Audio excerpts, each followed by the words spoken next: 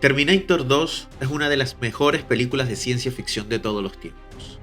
Probablemente también es una de las mejores secuelas. Pero hoy no te quiero hablar de un review de esta película simplemente. Yo siempre digo que las películas son esclavas de su tiempo. ¿Qué quiere decir esto? Que hace falta que muchas cuestiones de su momento se junten para que una película se convierta en un fenómeno cultural. Y hoy te voy a hablar de esas cosas que se juntaron, cómo era nuestra época en el momento que se estrenó Terminator 2, y solo así vas a entender por qué esta película se convirtió en lo que se convirtió. Indudablemente que la ves y es muy buena, a nivel de historia es muy buena, pero no es solo la historia lo que hizo que esta película fuese tan grande. Hay muchos elementos y son esos elementos de los que quiero hablar hoy. Así que quédate y vamos a verlo. Bienvenido una vez más a mi canal, mi nombre es Mr. Don y como les digo, hoy nos toca hablar de Terminator 2 Judgment Day. Para mí esta película está en mi top 3 y sé que es bastante decir. Si han visto alguno de mis vídeos, para mí El Padrino es lo más grande que hay. Y Terminator 2 está no cerca, pero está ahí, pero más por lo que significó. Y por lo que significó porque yo viví esa época y viví esa película de experimentarla en el cine. Y eso es lo que les voy a contar. Porque, como les digo, hay varios elementos que hacen que una película sea muy grande. Por ejemplo, yo creo que si tú estrenaras hoy Star Wars, bueno, fuese bien, pero normal. Ahora, como lo estrenas en el 77, donde no se hacían ese tipo de películas, donde no se utilizaba ese tipo de música para ese tipo de películas, todo eso combinado en su momento es lo que hace que esa película, o es lo que hizo que esa película se convirtiese en lo que se convirtió. Así que bueno, vamos a hablar de Terminator, pues, porque creo que es bastante interesante. Y lo van a ver los que no estuvieron en esa época. Los que vivieron esa época, creo que van a estar de acuerdo conmigo, porque se van a acordar de todo lo que sucedió durante eso. Esta película se estrena en 1991, como ya saben, es dirigida por James Cameron, protagonizada por Arnold Schwarzenegger y Linda Hamilton. Era una secuela de la película The Terminator, que se estrenó en 1984 y fue un éxito. Y como siempre Hollywood, pues si una película funciona, la primera parte, y hay oportunidad de hacer una secuela, pues lo vamos a hacer. Esto es algo normal en Hollywood, pasaba en los 80, pasaba en los 90 y hoy día sigue pasando, y créanme que durante la historia de la humanidad, de lo que dure el cine, seguirá pasando. Pero hay que ubicarnos, 1991, a ver, principio de los 90. Está comenzando una década y todo comienzo de década trae cosas totalmente nuevas. Moda, música, tecnologías. Así que lo primero donde nos tendríamos que fijar es precisamente la tecnología. Porque aquí comienza todo lo que hoy conocemos como la era de la computación. Probablemente en Estados Unidos las computadoras o los ordenadores venían desde el principio de los 80. Los ordenadores personales, que es lo que tú tienes en tu casa. Pero yo te hablo y te voy a hablar desde mi experiencia. Yo soy de Latinoamérica, así que por supuesto todo iba más tarde. Para 1990 o 91, mi ordenador se parecía más o menos a esto que estás viendo ahorita en pantalla. No tenía mouse, tenía un teclado, monitor negro monocromático, es decir, solo podía ver las cosas o en naranja o en verde o en blanco, depende de cuál fuese tu monitor. El mío era naranja y solo se podían hacer prácticamente operaciones. Era muy complejo hacer un dibujo o tenías que utilizar cosas predeterminadas, como te digo, porque no había un mouse, o yo no tenía, mi ordenador de ese momento no tenía mouse.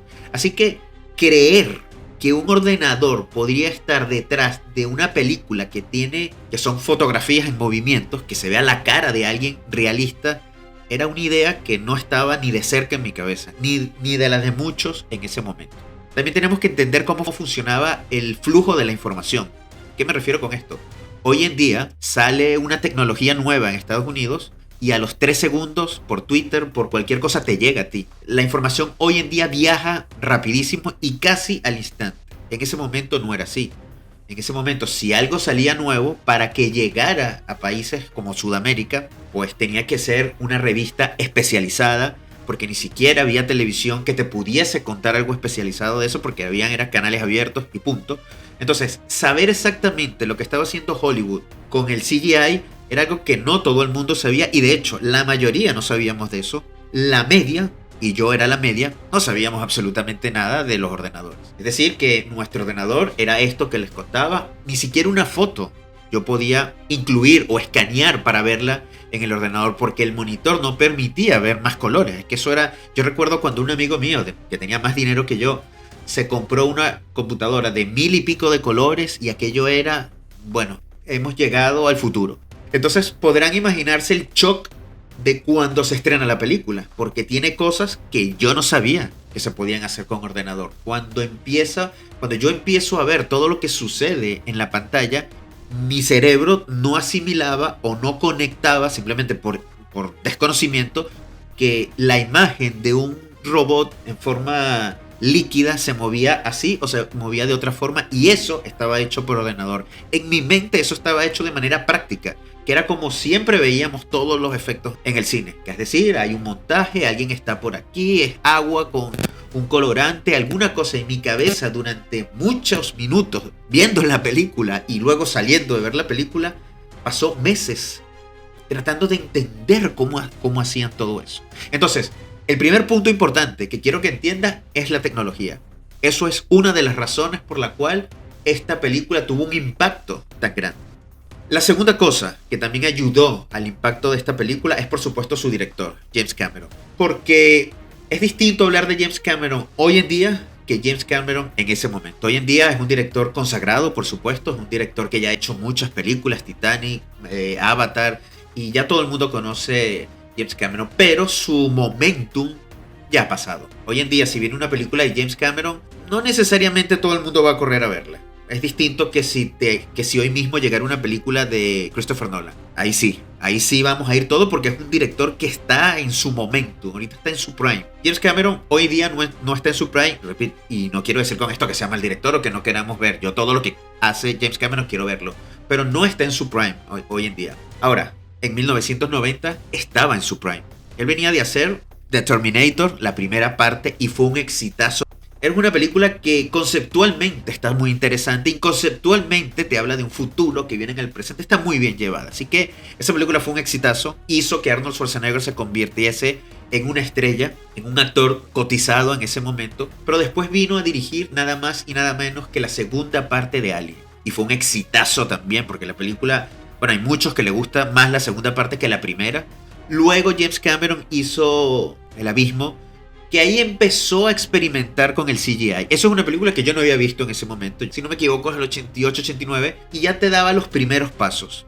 No era la primera vez que se usaba CGI en la televisión o en el cine, ya se había utilizado en los 70, creo, pero no de forma realista como se estaba utilizando esta vez, como lo estaba utilizando James Cameron. Así que ya sabíamos de él que era un tipo que innovaba, era un tipo que quería llevar el límite, el cine, de alguna forma. Cosa que, si han escuchado alguno de mis videos, siempre he dicho de los buenos directores. Para mí, un buen director no es el que va a lo seguro. No, eso no es un buen director. Eso es un director que sabe vender y punto. Que hay miles como eso, de hecho es la mayoría y me parece bien. Pero un muy buen director es aquel que lleva el cine al límite, porque eso lleva un riesgo de que te salga mal, porque no se ha comprobado. Pero en esa búsqueda de llegar al límite, cuando lo logra, es capaz de trascender, es capaz de cambiar el cine. Y eso era lo que estaba empezando a hacer James Cameron. Entonces, ese segundo ingrediente que tenía la película Terminator 2 era el propio director, que además era escritor. Y era un tipo que todo el mundo quería ver. Después que se estrenó El Abismo, la próxima película de él, todo el mundo quería ver. Es James Cameron, hay que verlo, porque ya sabemos lo que es este director. Repito, es un poco lo que pasa con Christopher Nolan en este momento. Tú, no importa lo que vaya a sacar Nolan, tú sabes que quieres verlo. Y cuando te anuncia que lo va a hacer, ya sabes que hay que verlo y punto. Ya no importa de qué se trata, no importa cuál es el tema principal, es Nolan, queremos verlo. Así más o menos en ese momento era James Cameron, para que nos pongamos en situación. Tercer punto, súper importante para el marketing, es que cuando la película ya estuvo completa, una de las cosas que se utilizó para vender la película fue un grupo de rock que en ese momento era lo máximo. De hecho, es mi grupo de rock favorito. Pero necesito ir un poquito más atrás. Con el cambio de década, no solo hubo un cambio de moda, sino hubo un cambio de estilos musicales. La década de los 80, mitad hacia adelante, era una década de pop. El pop era lo que reinaba. Todo el mundo pop. Michael Jackson, Madonna, todo, New Kids on the Block, todo era pop. Y de repente, finales de los 80, el rock de Metallica, de Guns N' Roses, empezó poco a poco a tocar las puertas. Para los 90, para 90, 91, el rock era lo que mandaba. Todo el mundo escuchaba rock. Se volvió un ritmo mainstream. Prendías la radio y escuchabas una canción de Guns N' Roses, prendías la radio, escuchabas una canción de Metallica, posteriormente de Nirvana, que también fue un batacazo y impactó demasiado en las vidas de las personas de nuestra generación. Entonces el rock era algo, ya les digo, muy muy grande. Y entre todas esas bandas de rock había una que sobresalía porque era la más comercial, si se quiere, y esa era Guns N' Roses. No les puedo contar lo que era Guns N' Roses en ese momento, pero era bastante triste la comparación que voy a dar, pero era algo como decir hoy en día, o el impacto que tiene hoy en día Bad Bunny. Es muy feo lo que acabo de decir y sé que me pueden hasta banear el video por la estupidez que acabo de decir, pero lo que quiero que entiendan es como impacto. Como todo el mundo escuchaba eso, todo el mundo era Guns N' Roses. Existían otras bandas, pero esa era como la que más. Tenía temas un poco más suaves, no era tan rockero, sin embargo sí tenía otros temas más cañeros, o sea, tenía un poco de todo. Pero era la banda más importante en ese momento. Hacía giras por todo el mundo. Y nada más y nada menos que a James Cameron y a su equipo de la película, de marketing, se les ocurrió utilizar un tema del nuevo disco de Guns N' Roses para promocionar sus películas. Entonces, nada más, cuando tú veías los trailers o cuando tú veías el videoclip de esa canción, cosa que en ese momento era muy importante, o otro elemento, los videoclips. No teníamos tantas opciones en la televisión, no teníamos internet, o sea que... Y ver cómo te promocionaban una película que tú querías ver con el videoclip del grupo, que era lo mejor en ese momento, eso le añadió también algo a todo lo que rodeaba la película. Y faltaba el ingrediente, la cereza que se ponía en el pastel, que era lo más grande desde mi punto de vista.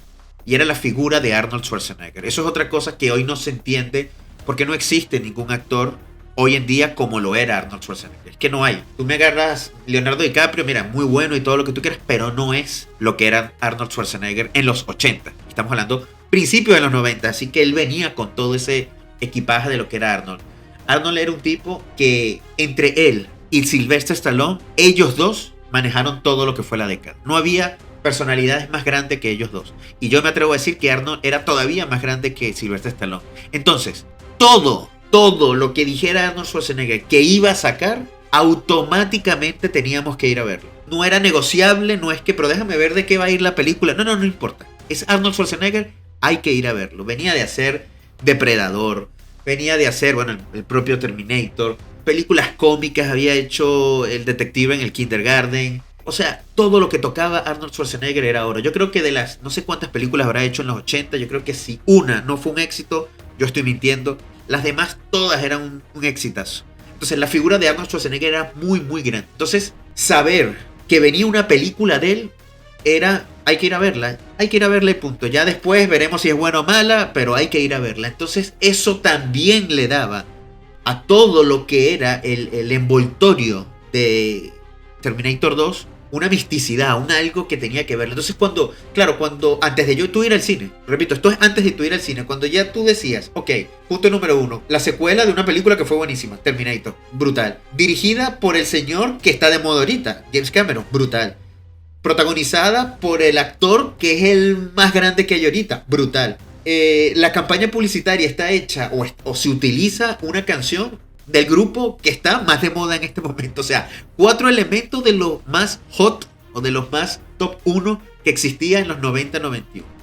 Bueno, ¿cuál creen ustedes que pudo haber sido el resultado? Es que era una película que yo creo que tenía que haber sido muy mala a nivel de historia para que la película no triunfase. Y para rematar, la historia es que en realidad es muy buena, porque hace algo que no hace un refrito de la película, y ahí eso es un mérito completo de James Cameron, cosa que yo le he criticado mucho a veces cómo escribe, porque yo veo Avatar y a mí eso me parece que él no se tardó ni media mañana escribiendo el guión de Avatar, pero aquí sí lo hizo muy bien, porque todos los personajes evolucionaron, todos los personajes son distintos, conservan su esencia, pero se ve que hay un paso del tiempo, que es lo normal que nos pasa a nosotros. Si a mí me ves hace 10 años, mi esencia está, pero soy distinto a lo que soy hoy en día. Y lo que pasa en estas secuelas es que vemos Duro de Matar 1, que se desarrolla en el 88, y Duro de Matar 3, que se desarrolla en el 95, y John McClane es el mismo personaje en las dos películas. No cambia absolutamente nada. En una está casado y en otras no, pero es el mismo. Eso es algo que no hace James Cameron en sus películas. De hecho, no lo hizo en Aliens y no lo hizo en Terminator 2, porque la historia le dio una vuelta por completo. El personaje de Linda Hamilton, que era una mujer casi que estas damiselas en apuros, que no sabía hacer nada y correr y gritar, aquí te la pone como una tipa dura, una tipa que hace ejercicio, una tipa que se puede defender por sí misma, una tipa que se iba a escapar del sitio donde estaba por ella misma. Cambió por completo el personaje. Por supuesto, John Connor, que no existía en la primera, aquí está. Arnold Schwarzenegger, el personaje del T-100, le da una vuelta y era algo que tú no te esperabas. Bueno, te esperabas porque veías los trailers y ya sabías más o menos tú como, bueno, que este va a ser bueno aquí. Pero le dio una vuelta el personaje y no volvió a poner a Terminator como el malo, sino lo puso esta vez como bueno, cosa que ayuda bastante a la historia para que haya los conflictos que tenga que haber. Entonces es una historia bastante compleja a nivel de escritura, de todo lo que sucede, que no tiene nada que ver con la primera, que no tiene absolutamente nada que ver con la primera, que multiplica por 3 todo lo que es la primera. Todo lo que está en juego lo multiplica por 3, el peligro lo multiplica por 3, la acción lo multiplica por 3, los efectos, o sea, todo lo multiplica por 3. Eso es una buena secuela. No es hacer una secuela por hacer una secuela. Hay que estar claro qué es lo que quieres hacer y James Cameron lo hizo perfecto. Por eso esa película, cuando se estrenó, fue muy grande. Yo se los digo, yo cuando fui a ver esa película, después de todo lo que le estoy diciendo, sin saber la historia todavía, y me siento a ver esa película con 12 añitos, yo me quedé con la boca abierta, pero no estoy exagerando, de verdad estaba con la boca abierta.